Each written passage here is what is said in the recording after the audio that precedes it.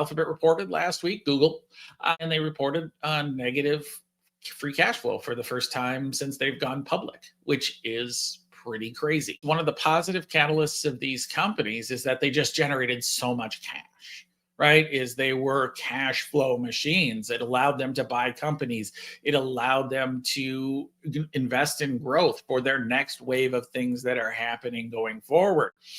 And now the bet seems to be, especially among these large cap, the quote unquote hyperscalers, at but we can sacrifice some free cash flow here at the interim outset because the deployment of artificial intelligence is so important to our existence going forward that we cannot afford to lose this race. And so we'll spend every dime that we are generating in order to maintain our position there. Microsoft is probably in the same boat. They're coming up this week. We'll find out what they have to say, but they're probably going to be closer to break even on a cash flow basis.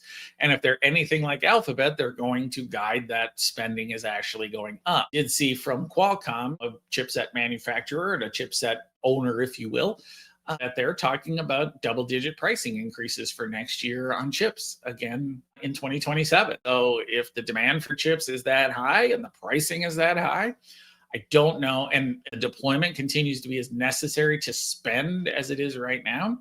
I don't know when this cash flow engines that these companies used to have starts to regenerate.